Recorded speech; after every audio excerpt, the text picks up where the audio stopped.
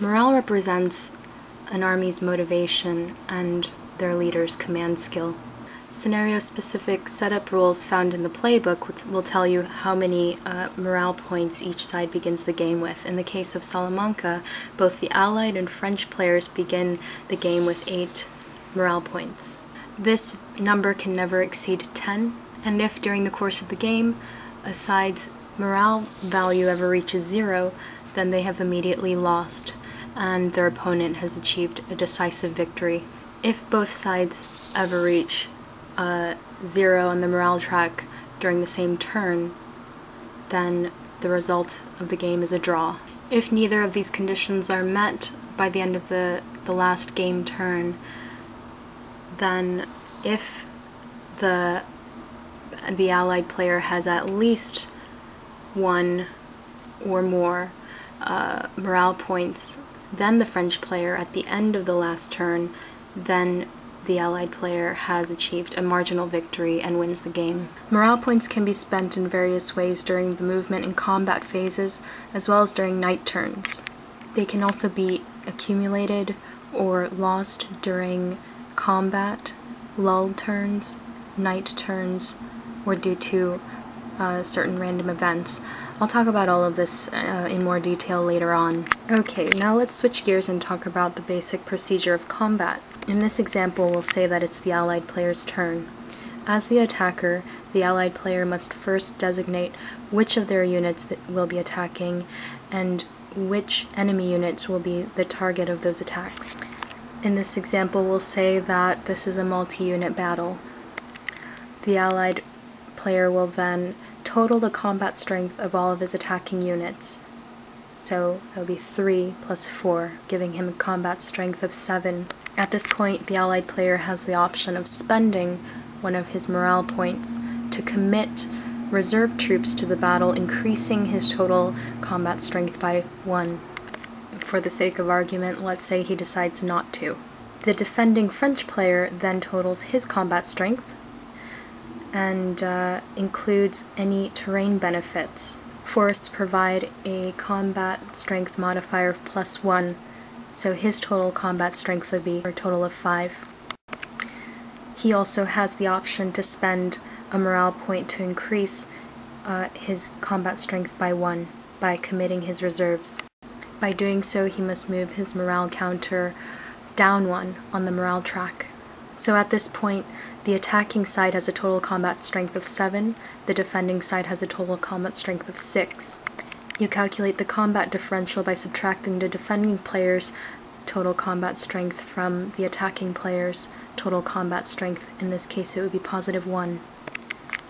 This means that we will be rolling on the +1 column of the combat results table, or CRT. The attacking player rolls. The result is a 2. Cross-referencing the die roll result of 2 with the +1 column, we'll find that the result is an N. An N is basically no effect.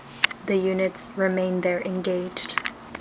There are many other combat results that can occur depending on what column you're rolling on. You'll see all these A's and D's and R's and W's, as well as these red B's. There are also a few EXs. What does all this mean? Well, taking a look here below the combat results, we'll see what each of those letters mean. The A's and the D's refer to the attacker and defender, so those results are applied to them. The B stands for break, and when that happens, the unit is simply removed from the map and set aside for to be potentially rallied in the future. If that happens, you adjust your morale. Specifically down below, I won't move the camera, but there's a morale chart, and it tells you that during combat, for each broken unit, the friendly side will gain a morale point and the enemy will lose 1. The R stands for routed, which basically means the winner rolls a die for each routed unit, and the loser has to retreat that unit the number of spaces indicated by that die roll. There are various modifiers that are also that could also take effect depending on whether or not there's an elite force that's routed. And you also adjust your morale based on the number of hexes that that unit must retreat through. After that, the victor can advance after combat. We'll get into the details of that shortly here. W stands for withdraws. Basically, all the defeated units retreat 1 hex. And then the winner also is able to conduct any advances after that. EX stands for exchange. So any defending units are broken, removed from the map, and the attacker must also remove a number of units that equal to or exceed the number of strength points that the defender had to remove from the map. Morale is also adjusted at that point. And then N, as we just saw, means engaged. There's no effect, nothing happens, no units break, no one retreats, no one advances, they just stay where they are. So looking back at this example, I'm just going to remove this French unit for now. Let's say that this were the case and the attacking allied unit rolled on the +4 column. He rolls a 5 or a 6, he gets a DB result, defender breaks result. The French unit simply removes his counter from the map, sets it aside. That unit can then be rallied in future turns. I'll talk about that in detail when we get to night turns and how they vary from day turns. At this point, the allied player would gain 1 morale point and the French unit will lose a morale point. Then the allied player has the option of advancing after combat. Advancing after combat is a bit involved, so I think I'll hold detailed discussions about it until after we go over the rest of the combat results. Going back to our original example, let's say the allied player rolls a 3 or a 4, resulting in a defender withdraws. The French player must then retreat all of their units 1 hex.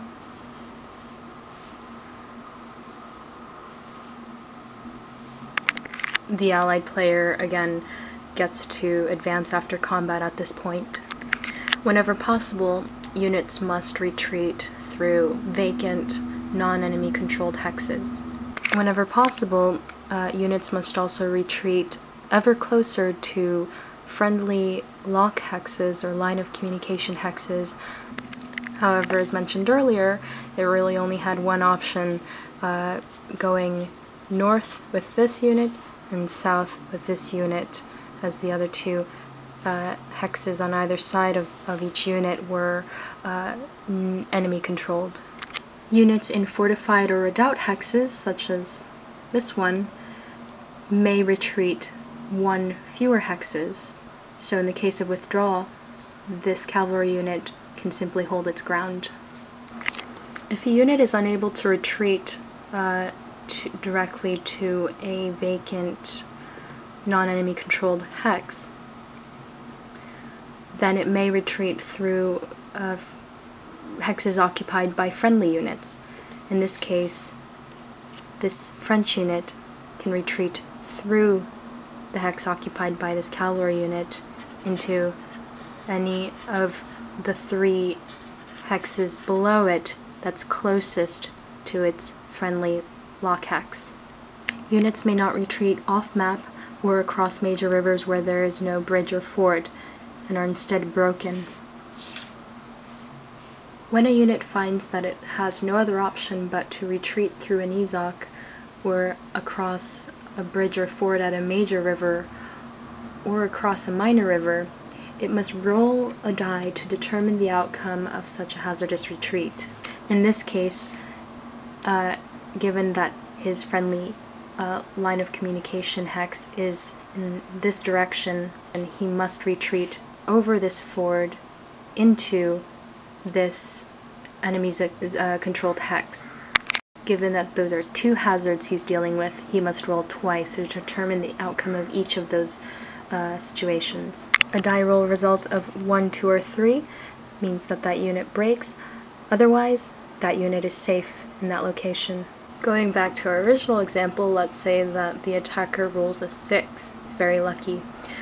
The result is DR, defender routs. The attacking player may roll again, in this case, 1 die roll for each routed unit. So let's say he rolls 3 for the cavalry unit and 2 for the infantry unit. The defending unit must then retreat the designated number of hexes, so 1, 2, and 3. For this, 1, 2, oh, he has to make a hazardous retreat roll, and he rolls... he rolled a 1. Okay, he breaks. Then a routed marker is placed on any surviving routed units. Looks like this. And it's two-sided. The blue side is placed during the anti-French player's turn. The white side up would be placed during the French player's turn. Since this is the Allied player's turn, we'll place it the blue side face up on this unit right here. Taking another closer look at this routed marker, you'll see that it says that unit has no zone of control as long as it's routed. Its combat strength is reduced by half, and during his movement phase he can only retreat, or he has the option to stay and hold his ground. So this unit's combat strength being at 3, it's now reduced to 2. It would be reduced to 1.5, and it's rounded up, so it would be a 2. If you have the misfortune of finding yourself in this position during a battle where all of your units are routed, then, well, you can't commit any reserve troops. So you cannot spend that morale point to increase your total combat strength by 1. Let's say that you get lucky and you win this battle, and your opponent must break or be routed or withdraw. Unfortunately, because routed units cannot advance after combat. There are some special cases when it comes to elite units and routing. Not only that, also when it comes to movement and whatnot. So I'm going to leave that aside and talk about just the elite units themselves later on. Looking back at the morale chart, we'll find that a player whose units are routed must lose a morale point for each of its units that routes a number of hexes greater than its movement allowance. So we'll adjust the morale track accordingly, at which point the winning side may advance after combat. And then there's the exchange result and the engaged result, this N. Those are pretty straightforward. Just remember that with the exchange result, all defeated units are broken, and therefore for each broken unit, the defending player must lose a morale point, and the victorious player will then gain a morale point for each of those units. Routed markers can only be removed at the end of your combat phase if they are not in an EZOC, and if the color on the routed marker corresponds to your side's color. So let's say it's the French player's turn at the end of his combat phase. If this were the situation, he may remove those 2 markers, and those units are considered recovered and act as normal. Advancing after combat. Okay, let's say this were the situation and the French cavalry unit was forced to route or retreat 3 hexes, 1, 2, 3, ever closer to its friendly lock hex. Then the hexes that it occupied and moved through are considered its retreat path. If it had to retreat through a friendly occupied hex, 1, 2, 3, then the retreat path would end at the first such hex. If a unit breaks over the course of its retreat due to a hazardous retreat check, for example, then the hex in which it breaks ends its retreat path. 1, 2, we'll do a check there, it breaks, then the retreat path ends here. Taking a look at this example here, let's say that this French cavalry unit has just been routed. It had to retreat 3 hexes away from this original hex 911 into hex 1212. As a result, it's been routed. It's the allied player's turn, so the routed marker goes French side up. And now the allied player may advance after combat. Only non-routed, non-artillery units may advance after combat, so in this case, either unit is eligible. Units must advance along the retreat path.